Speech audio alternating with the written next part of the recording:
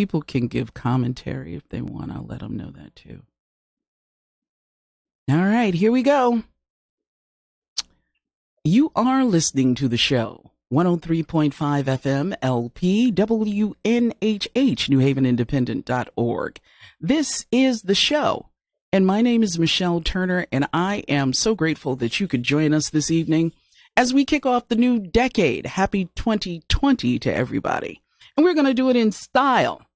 I am so happy to have with me on the show today Amazon best-selling author, life coach, and just all-around black girl rah cheerleader, Miss Deya. I'm still not saying it right. This cold is killing me. Deya Smith Taylor. Welcome to the show. Thank you. Now, am I supposed to be seeing you right now, or are we? Yeah, you're supposed to be seeing me. Harry, is she seeing me yet? Do you see me? Okay. Yeah. Well, he said give 30 seconds of silence, and I didn't do that. I just leaped right in. So. All right, Harry, I see you, but I'm going to give you your 30 on the back end. How's that? I've been doing this so long, I should know better. My head is just, woof. So I'm on my phone, but on Facebook, I still just see Jazz Haven. Okay. Y'all are not up. I wonder why. Okay. He said he's reloading. He's refreshing the page. Okay. I see my picture now. Okay. How do I sound? All right. I'm waiting for him. Yep.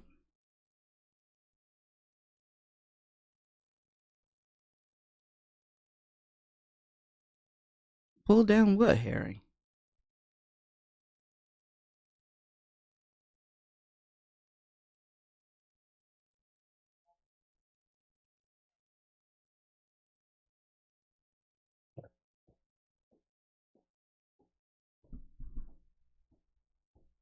I can't refresh. He's telling me to refresh, and I don't have anything to do that with.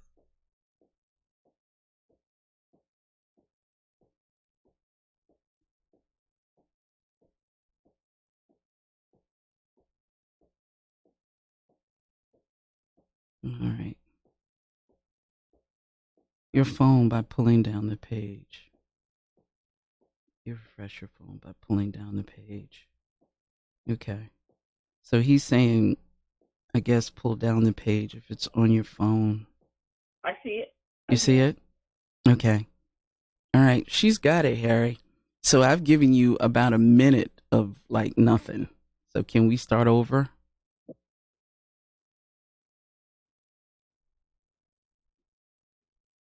There's a little bit of a delay. No, she's on the phone, Harry.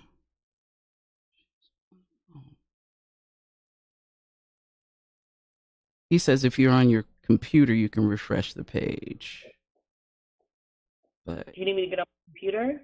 No. He said if you were. But you're not. You're on the phone, so you can see us, so you're good. I can see you. I'm just trying to figure out how do you.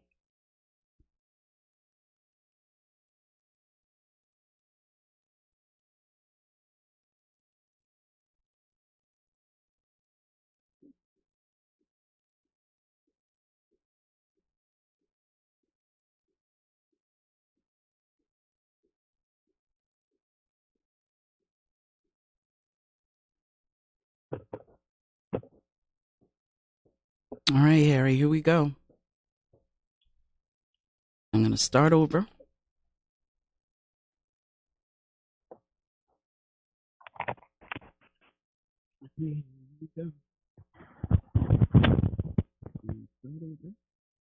Okay.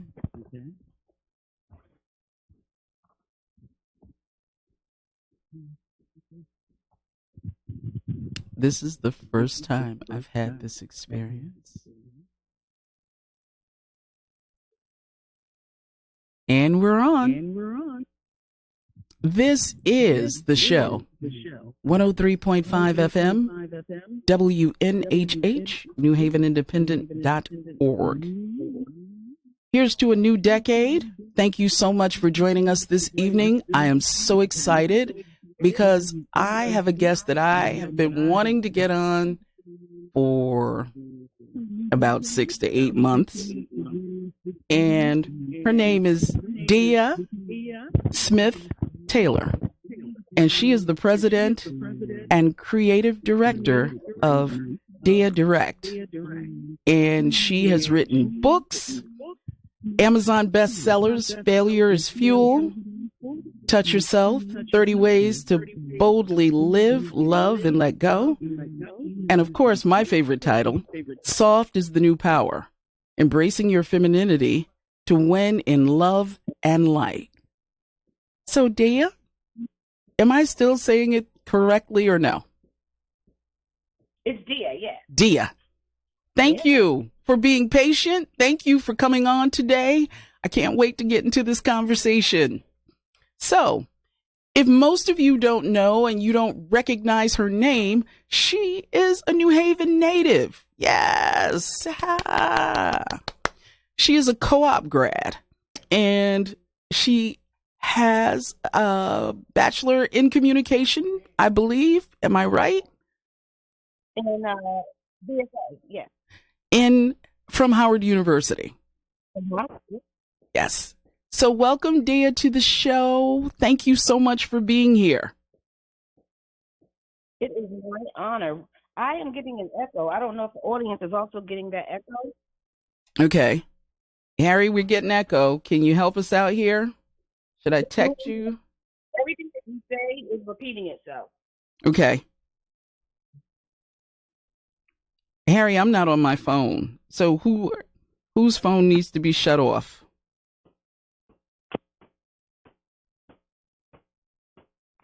Because I'm waiting on you.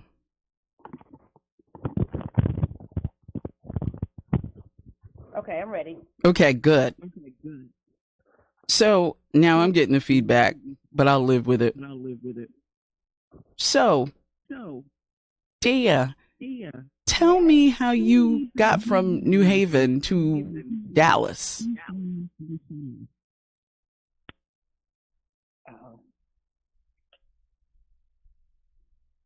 Can you hear me? Yeah. How'd you get from... I'm sorry. No, it's okay. How did you get it? The beauty of live radio, and you know that better than anybody else. I do understand. We're going to work with it. Yes. So how did you get from New Haven to Dallas? So, well, college. I went to Howard, and that's kind of where my journey began. And once I left school, I lived in D.C. for a long time, and then eventually L.A. And what actually got me in Dallas was the Tom Joyner Morning Show, which I produced for 10 years. And you worked with my former boss, who was your boss during that time period, Hector Hannibal, who was on the air, who was our program director at WNHC back in the day. Yeah. Hector was my boss. Yep. He was the VP of program, and I worked with him for many, many years. So when you landed in that position, were you, I don't want to say all knowing, but you definitely were ready to step into that role, because that's a big role. You know, I don't know if you're ever ready for that kind of role, because, you know, what Tom was doing was so unprecedented. But it was a great opportunity to learn radio in a different way. I had always done local radio, talk radio, but to be a part of that show, you kind of get the best of both worlds, where you get to still talk about topics that you care about, some entertainment for sure, but you still get music. So it certainly shaped my life and my perspective, just to be around a Hall of Famer, and watch how he does radio and set such a high standard, but also demonstrating that with the format, you can do more than just radio. Right. There's the multimedia piece, there are the events, Mm-hmm. and there's brand building, all along the way. So, Yeah, because yeah. Tom really set the bar very high. And, I think a lot of people emulated his model, and some were successful with it and some weren't. But I think Tom put together the right people, because I think you would agree with me that half the battle in something like that is putting together the right folks. You have to have that seasoning to make it work. That's exactly right. And Tom has had one of the biggest shows that exists. And what I realized is he stayed in his lane. He played the role of the quarterback. Yeah. And he literally had very specific roles for people, and which is a luxury, because, generally you have to do more than one thing. Right. Just for budget purposes. But he had the luxury of really tailoring his show in such a way where he got people to do what they do best so that they could give him their best. And he used all of that energy to make himself look good, basically. Mm-hmm. Yeah, because that's always the smart thing to do, right? You want something to be successful. You don't necessarily have to know everything, but you certainly put people around you who can step up to the plate and do those things well. So that's it. And he's going to be missed. He was here on the radio, good Lord, since he first started. When he started out, Jay, Sybil, and Tom, and then they brought in Myra J, and then they brought in everybody else. So I have been listening to Tom in this market for at least 20 something years, 25 years at the most. So he's going to be missed for sure. But I'm sure he's put out his legacy through people like you, through Sybil, Ricky Smiley. A lot of people have been touched by Mr. Joyner. Yeah. Are you guys going to get Ricky there? I don't know. I haven't heard anything yet. So we'll see. I have heard him, when I travel south, and I'm sure that the mom and pops will benefit greatly, because they benefited greatly from Tom. When I say mom and pops audience, I mean mom and pop radio stations. Those are the smaller radio stations that aren't owned by somebody like an iHeartMedia. So now, how long was it before you were in that role that you said, you know what, I want to step out on my own? So it was 10 years, really. Literally. And it was basically 10 years. And it was a great ride. And I got to tell you, you always think the grass is greener on the other side, don't we all? Yes, we do. And there are pros and cons of working for someone, and there are pros and cons of working for yourself. And so, I'm navigating it all, and really embracing the journey along the way. But now you do a lot. So you have, dare I say, several balls in the air, because you're the president and the creative director. And so while you're giving yourself those titles, those are probably some of the, president definitely is the heavyweight in any organization, but the creative director has a pretty large part in what something looks like and what something sounds like, especially when it comes to media. So that's right. What's a day like for you? So I am a contractor for other entities who want content, and then I also do my own content. So I have a podcast called the Superpower Podcast, which really focuses on women of power or women with powerful stories, testifying and sharing tools of how they were able to overcome. So basically, as the president and creative director of Deya Direct Media, I also, under my company, have a show that I produce, which is a podcast. and then beyond that, work with other organizations, individuals, either as a media consultant, Mm-hmm. or Mm-hmm. the other part of what you say under my hat is that I'm also a certified life coach. So Yes. I'm certified in social and emotional intelligence, and so really dealing with, but more so individual clients. But the goal is to also work with corporations around Mm-hmm. social and emotional intelligence and how that plays itself out within the workplace. And your web page is a testimony to all you do, in addition to the many interviews that you've done with ebony.com and who else did I see there? Fox. And you've really made a name for yourself in doing this kind of work. And it's very interesting to me because you're really someone who touches mind, body, and spirit. And you also don't shy away from being a woman. And I remember very distinctly as a young woman coming out of college, because I came out of school in the 80s. And, it was that whole, you bring home the bacon and you take care of the kids and you take care of your husband, and you're going to run this house, and looking at it now, it was like, wow, who set that expectation up?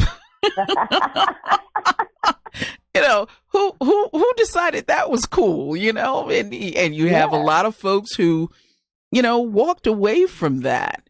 And, you either had that type of mentality, or I should say that the mentality that went along with that was that you sort of had to be hard. You had to be rough. Yep.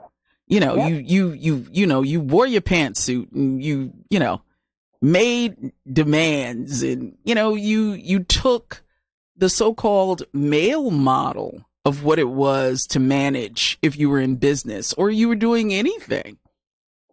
And instead of operating from a feminine side, which we were told that didn't work in the workplace.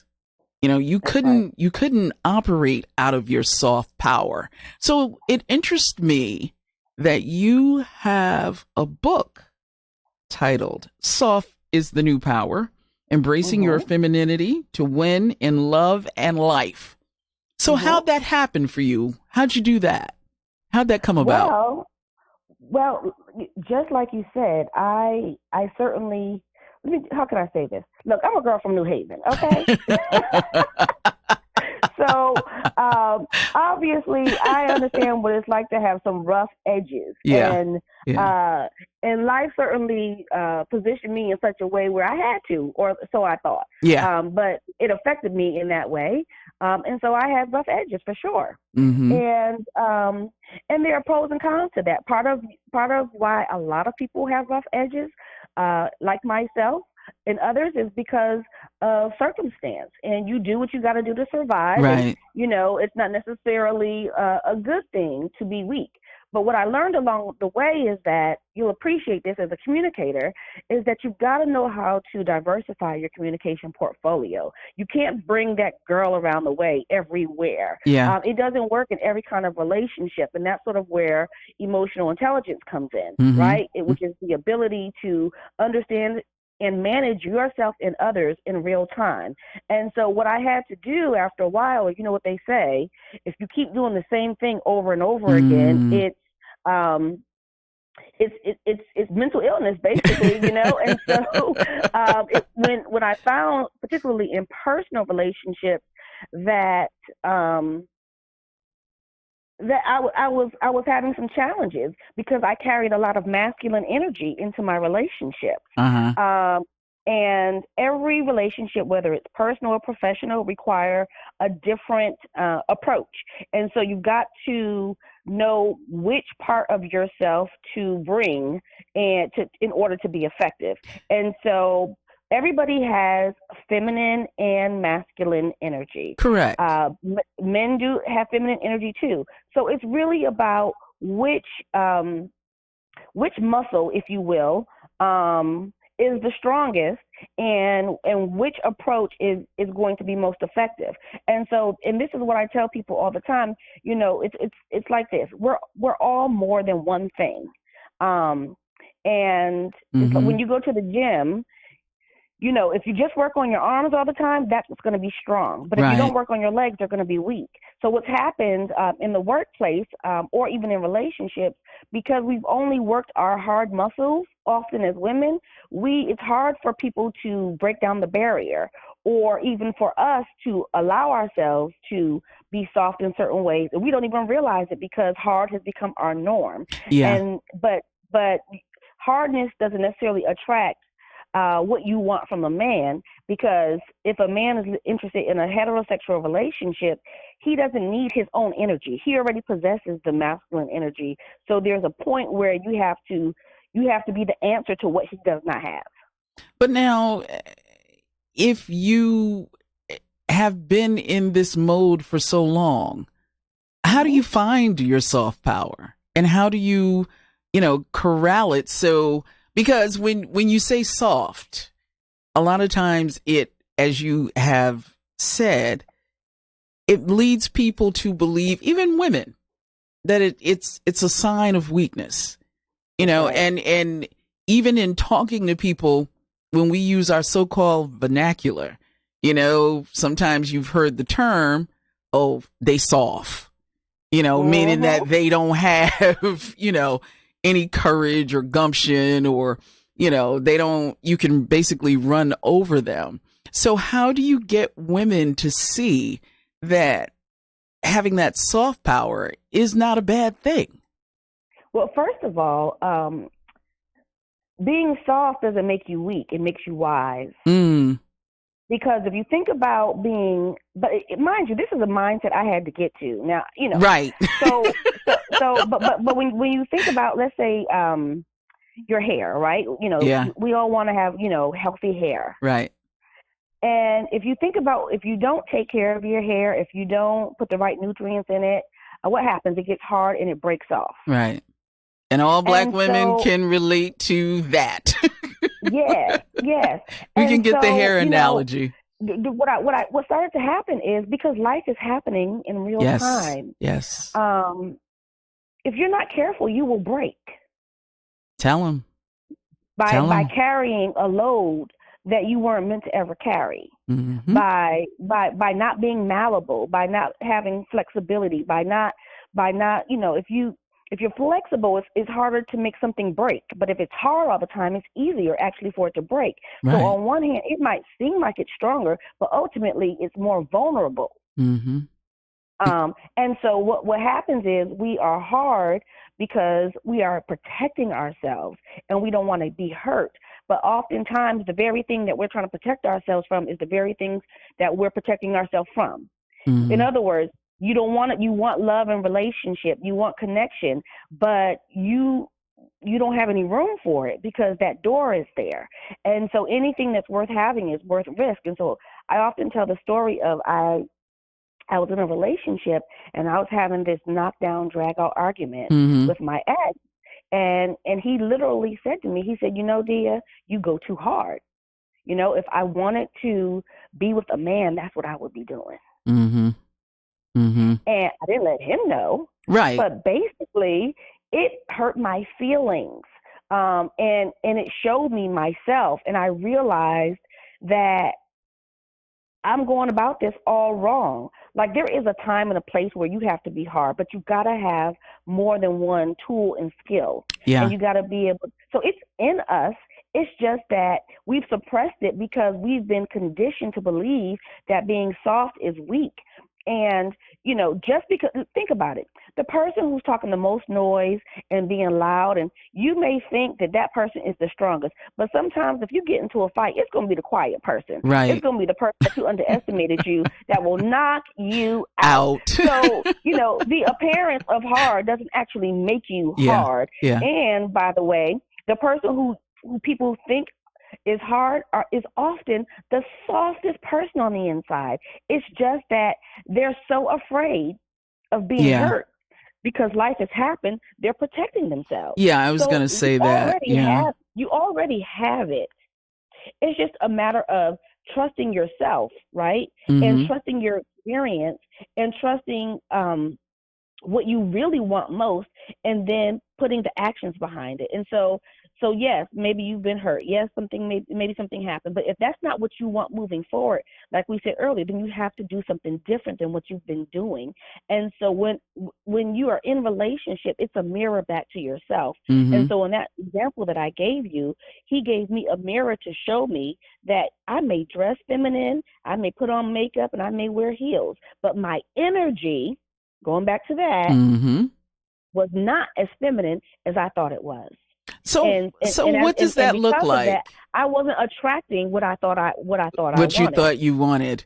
And what does that look like when you say soft energy? What does soft Hmm. energy look like? So energy transfers, right? Mm-hmm. So the simplest way to share it is this: when we are intentional and we're thoughtful about who it is that you want to be in a person's life, Mm-hmm. how you want to present yourself in a situation, work, socially, or personally. When you become intentional about it, you make the adjustment. If you have children, Mm. you're not going to talk to your children necessarily the same way you would talk to your boss, the same way you would talk to your husband or mate, right? Right. And so we're constantly shifting our energy anyway, Mm-hmm. based upon who we're dealing with, right? And so if your child falls and they hurt themselves, you're going to bring a level of empathy and comfort, Mm-hmm. and that's that soft part of yourself, right? And so it's just making the adjustment and being intentional about who is it that I'm going to be around, Mm-hmm. what is it that I want to present, and then making the adjustment. It's just mental. It's the tone of your voice. It's the pace at which you speak. Uh-huh. It's your eye contact. It's your facial expressions. Smiling, as an example. One of the things I share in the book is that when you smile, it's like it, and scientists have found that it's like having 1,000 um, chocolate candy bars. Mm. That is how powerful a smile is. And so and a smile is also contagious. And so Yeah. that's why if somebody is smiling or laughing, um, you'll laugh even if you don't know what they're laughing about, because it's contagious. That's energy.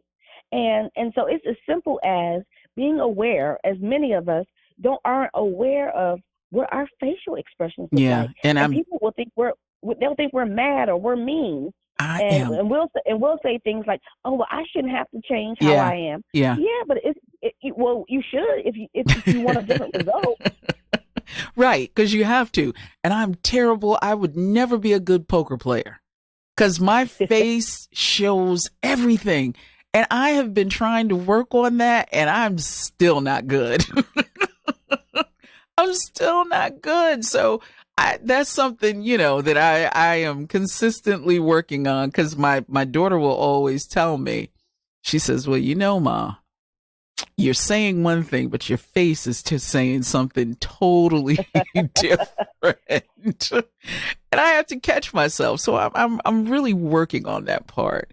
And you're right. You attract what you put out, right? Because my mom told me a story a while back about how she was out with friends, and guy came in. Now, and this is truly back in the day, because he was walking around asking people to dance, and the women were turning him down. So when he got to my Mm. mom's group, and my father was across the room, so he had no idea whether, women were married or single. He just wanted to dance. And he said, why is it that you women come out, you put this makeup on, you dress really nice, and then when somebody asks you to dance, you say no? What is that Mhm. about? Why are you doing this? And my mom always said to me, listen, if you meet a man and he wants to dance, that's one thing in his favor, because he's Mhm. social.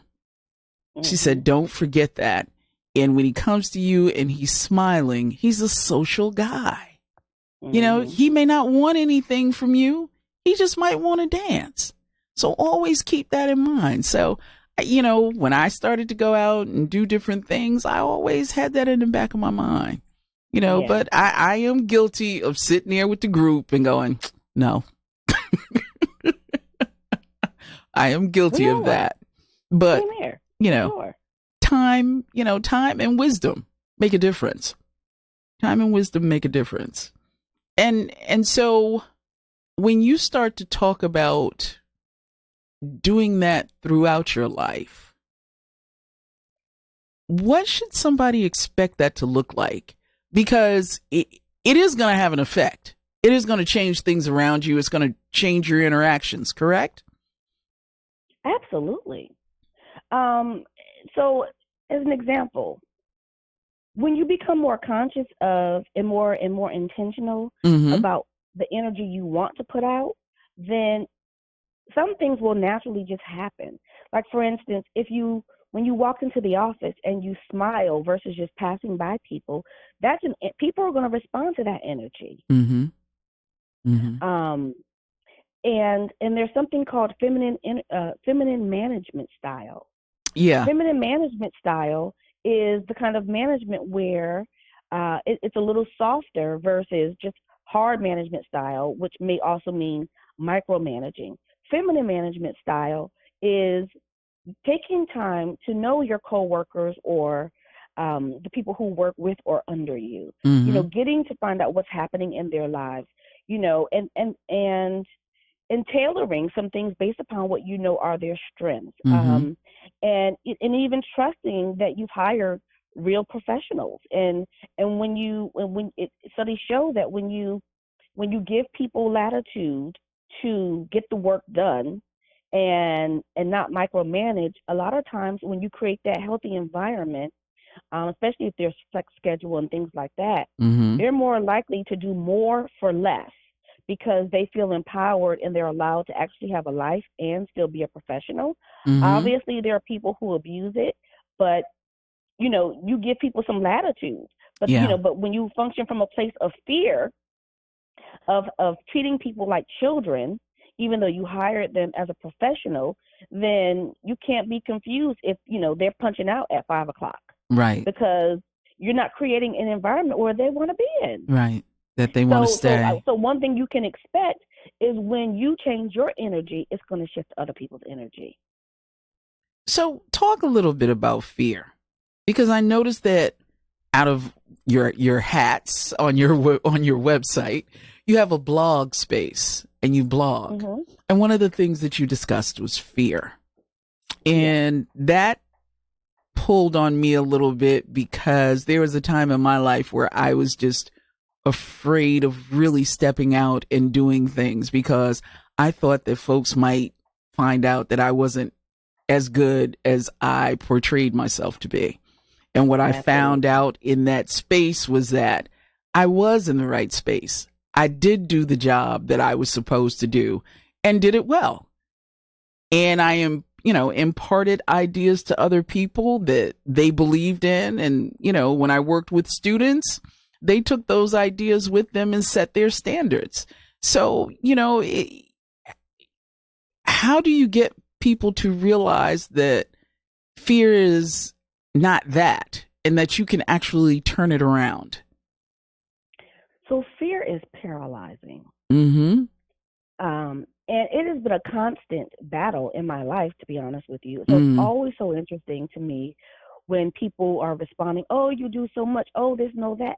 But see, and that's the problem, that's one of the negatives of, let's say, social media and things of that nature, is because people are only curating their highlights in their Uh-huh. highlight reel. And But not the the truth of the lows. matter is, I've had to push through fear Mm. all along the way, and I haven't always gotten it right. And so, in my second book, which is called "Failure is Fuel," Mm-hmm. the real story in that book is about overcoming fear and realizing how I, in so many instances in my life, did not choose myself because I wasn't sure, and I really Mm. relied on the praise of other people, and the support of other people to tell me I was enough because I wasn't sure. And living my life that way literally almost cost me my life, like Mm. literally taking pills almost cost me in my life, like that kind of um drama behind it. And I put the pills back on, in this situation, because I wasn't a person who had ever considered suicide. But Mm-hmm. what I've learned along the way is that if you think wrong for too long, you Right. don't know what you will do. And so Right. on this particular day, what happened was, after I graduated from college, I immediately got married like 6 months later. Wow. And all the warning signs were there that that was not the thing to do. Mm-hmm. And as I walked down the aisle at St. Matthew's on Dixwell Avenue, Wow. I knew in my heart that it was not the right move. And so the tears coming down my eyes were not tears of joy; they were tears of fear. And but by the time I realized it wasn't the right move, guess what? I didn't want to disappoint anybody else. My Right. mother had paid for the wedding. People had come from across the country to either be in the wedding or to attend. And so I didn't want to embarrass anybody. I didn't want to disappoint anybody. And so by choosing everybody else, I almost lost myself a year later. Yeah. Because you didn't have that strength to stand up and say, you know what? Correct. This is not for me. This is not what I That's right. want. That part. That part. And the cost was too high. Mm-hmm. And then also, I wanted to move to LA, you know, after I graduated. But, when you get married, it's not just you. You can't Right. just make decisions for Right. yourself. And my husband at the time didn't understand what the process was of being an actress and how you have to be there and all of that. Mm-hmm. And so, I took what I thought was the safe route, which was A, get married, and B, get a job. But I was miserable. Yeah. And so just really realizing, even taking it all the way back to the Tom Joyner piece, and then being on my own now, regardless of your age and your circumstance, at some point in your life, you have to know that you at least gave yourself a chance. Yeah.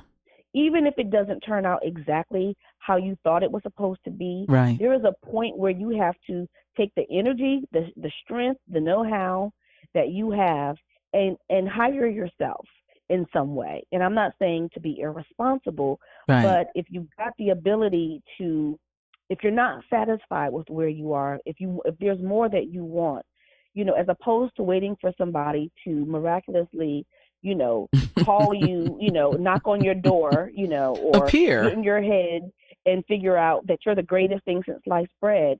All that stuff that you know to be true about yourself, at some point you have to put yourself on and say, you know Mm-hmm. what, I'm going to try. And what you find out along the way is, and this is where, overcoming fear comes in, is you take baby steps. And every time you get on the staircase, if you just picture a staircase, every stair step teaches you something different. And Mm-hmm. it gives you the ability to take another step. And you find out things along the way that you might tweak it. It might change the way you thought you were going to go, the direction, what you're interested in. It may shift, but Yeah. every step is there to teach you something. And you need each step to guide you. That's why we can't skip the steps either. Because when you skip the steps, it makes you insecure because you didn't get the foundation that you need, Right. which is really also Right. giving you the confidence that you need so that you're not functioning from a place of fear. And then what happens is some things you may have to repeat, right? But the difference is you know more than you knew before, Right. right? So it gives you more confidence. So that even takes us all the way back to, let's say, heartbreak. We have to when people are afraid to open their hearts again, or to apply for a job again, or to try something again, Mm-hmm. because maybe it didn't work out before. The difference is we have to also give ourselves credit to realize what you did in your 20s and how you approached it and what didn't work. You're a different person now. Yeah. You know more, Yeah. right? So at what point do you give yourself credit? In fact, you won't even know if you've grown from the situation until it's tested. And so that's where you overcome fear too, because you have to try. You got to get back out there. Yeah. You got to feel the fear and do it anyway. Yeah, because that's the big piece in it, really feeling the fear and then figuring out, okay, if it didn't work this way, and it's almost like having your back up against the wall.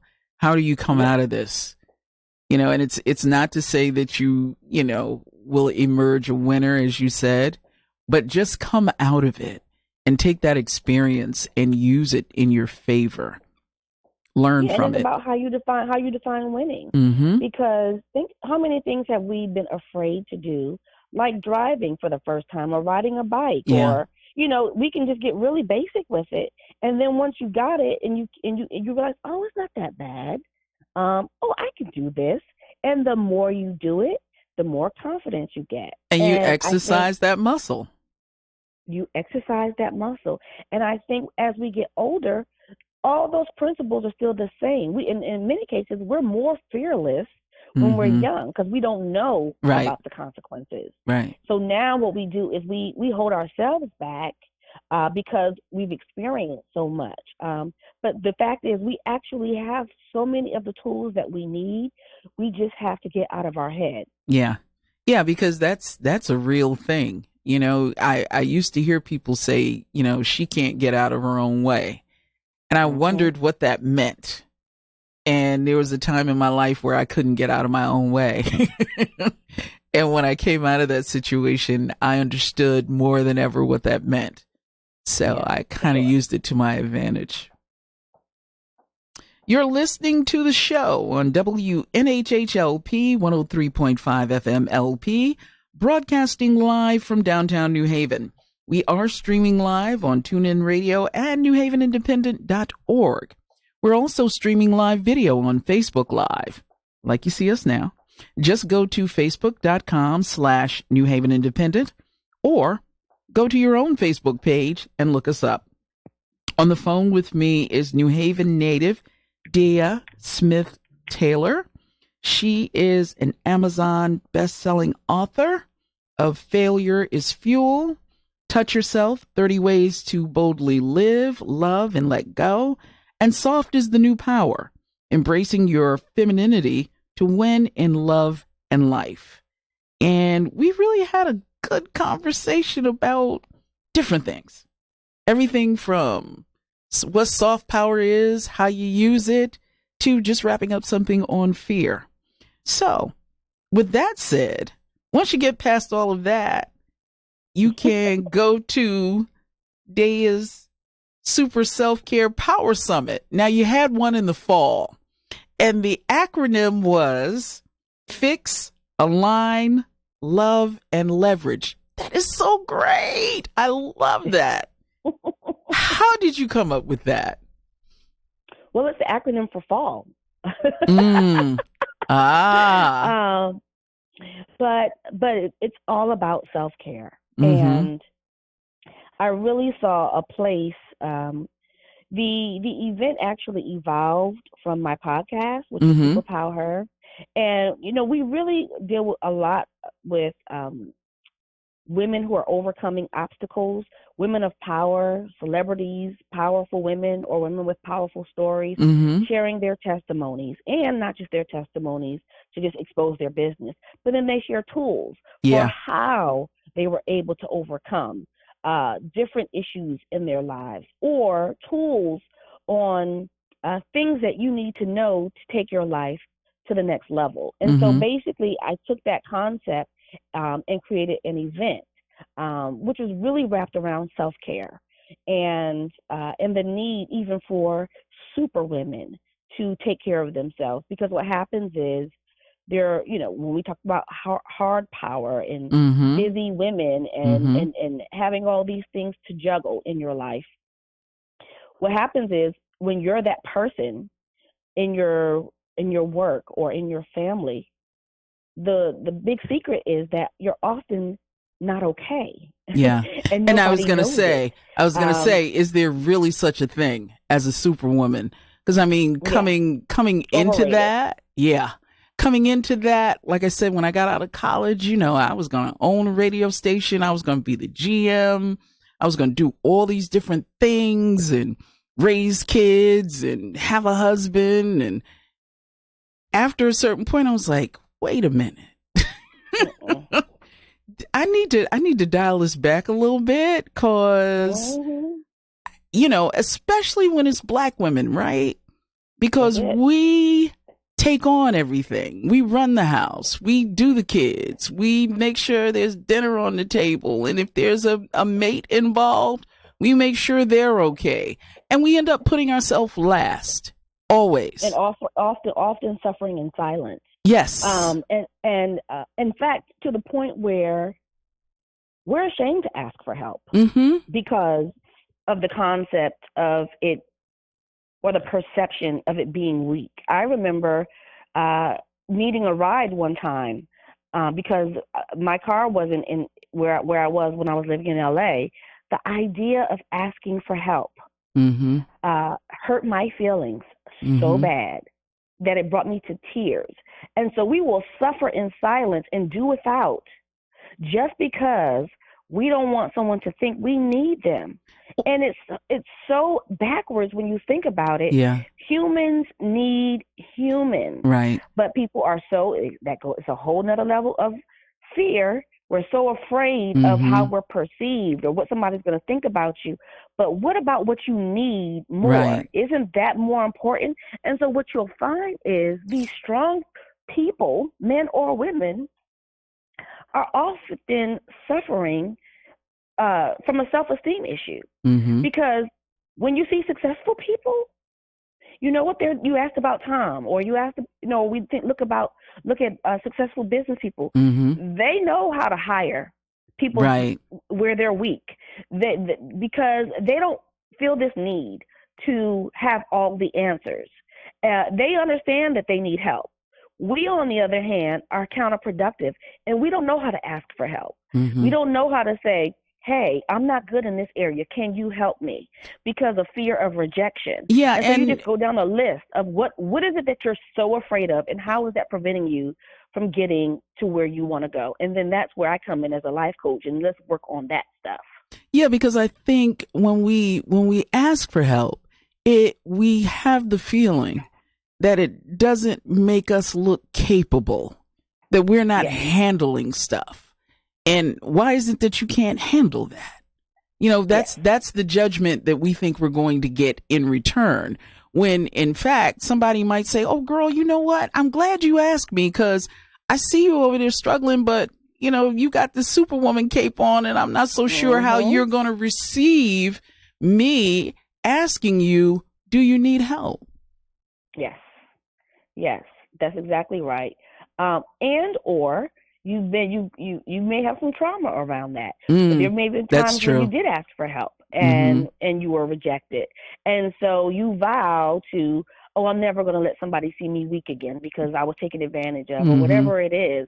But but so oftentimes we're in our heads as a 6-year-old about what happened 20 years ago, and you're literally being held hostage to a circumstance that no longer exists. And we may be grown, but that doesn't mean that we've grown out of where we were traumatized emotionally, but it's no longer serving you well. And so at some point, we've got to be able to look at ourselves and say, okay, if I'm not where I want to be, what's blocking me? Yeah. And oftentimes it's just how we think. Yeah. And it's clearing out the clutter, right? Absolutely. It's clearing out the clutter. Yes. I loved, I wrote I did a whole podcast about that. You probably know that. I do know that. But I will let you tell it. But I think that a lot of times sometimes we don't know where to turn. And like you said, we're afraid of what people are going to think, or what they're going to say, or their perception of us. And so a lot of times you just have to let go. And that's hard too. That's work. That is emotional, mental health work. And so I'll tell you, usually when we're that concerned about what other people are going to think or say about us, that's because there's a voice in our own head that's saying that stuff. Right. We believe that. We believe that maybe we're not enough. We believe that people are going to judge us because we judge ourselves or we judge other people. And so we're often reflecting what we're already thinking and feeling. And so that's one of the reasons why, as a life coach, I really focus on women who are in transition, Mm-hmm. because there's also that point of, as you age or life happens, or you're an empty nester, or you get laid off, or you Mm-hmm. get divorced, or whatever your change and shift is, it often impacts our confidence. And maybe we felt significant with how our past was, but figuring out, who we are or who we want to be now or next is often a challenge. And so I try to specialize in helping women deal with their, taking care of themselves, but then Mm-hmm. also really tapping into and reigniting their superpowers and Yeah. figuring out what their strengths are, and how do you how do you use what you already have to get what you want next, because we possess more than we often give ourselves credit for. And I want to say, by the way, too, like when you asked me about the summit, the most popular panel that I had at the summit was Who Fixes Mr. Fix It, which was Mm. an all male panel of married, single, divorced Oh men my of goodness. all ages and Uh-huh. circumstances. And just really, what I was able to do was to create a safe space for men to tell the truth. Mm. Um, and if you notice in Soft is the New Power, the second part of the book is called The Art of Becoming a Man Whisperer, because what I found out when I would do some of these man whisperer panels with Tom, when I was working with Tom Joyner, I created these panels. I found out that if you create a safe space for men to tell you the truth, they Mm-hmm. will, but you better be ready for it. Right. And and Right. so, women love to hear the male perspective, but we don't necessarily it's a conundrum, really. We want to hear it, but we don't want to listen. Right. Right. And And the minute they say something that we don't like, we're like, that's not true. right. And it's Instead like, of hold on, just sis, do you want to know? right. Because if they feel like they're going to be attacked, they're going to stop They're talking. gonna stop talking, and you'll never know. You'll never know. Mhm. And last but not least, superpower her. Mhm. Now, that is sort of the soft energy, but using your own power and dancing in that feminine light. Can you give us just one example of that? So, Superpower Her is actually the name of the podcast. And the reason why is because as a life coach, I tap into your superpowers, right? Helping you to really identify and reignite your superpowers. But I specifically created the podcast for women, and so it's really just a play on words. Mm-hmm. It's a way to say she is tapping into her superpowers. How do you overcome the challenges of life and get into your strength? It's making your pain pay you back. It's Mm. overcoming all the things and understanding that your strength as a woman is also your femininity. And how do you use that to get everything that you want out of life? And how do you also use that to give it back to yourself? And one of the key things is taking care of yourself. Yeah. And that self care. And what is an example? A simple example of self care? It's not just going to the spa or getting your nails done. You know what it is? It's having boundaries. Mm. With people in Right. your life. Right. It's getting quiet. Taking a bath or going on a walk or exercising. It's taking care of you. It's remembering that you matter, and it's pouring into yourself. And the best example I can give is you fill up your car, because if you don't, it will run out of gas and it won't work. Right. And so And the it won't get you to where superpower, you need to go. you won't and you won't get to that's it right there, and you won't get to where you need to go. And so the superpower of self-care is fueling yourself up, Mm-hmm. so that Mm-hmm. you can keep going and ultimately get to wherever there is. Wherever that is. Deya Smith Taylor, thank you so much. This was wonderful. I want to have you back. I want you to come on and talk about the next summit you're going to do, next book, anything this year, anything this decade, because I just love your energy. So thank you so much for Did being my with me energy today. transfer over? Yes, absolutely. Absolutely. Deya Smith Taylor is an Amazon bestseller, and the books are Failure is Fuel, Touch Yourself, 30 Ways to Boldly Live, Love, and Let Go. And we're going to have to talk about that title at another time. And Soft is the New Power, Embracing Your Femininity to Win in Love and Life. And she is the president and creative director of Deya Direct. And New Havener. Yes. Yes. Thank you so much for being here. Appreciate your time and energy. Thank you. Thank you for having me. And you've been listening to the show on 103.5 FM LP WNHH, NewHavenIndependent.org. Thank you, Harry. Can't do it without you. Hello? Yep. Can you hear me? Yes, I can hear you. And we still might be on Facebook, but I don't care. I just want to say thank you so much. This was really fun. It was great. And I look forward truly to having you back. I really do. And I joined your page. So,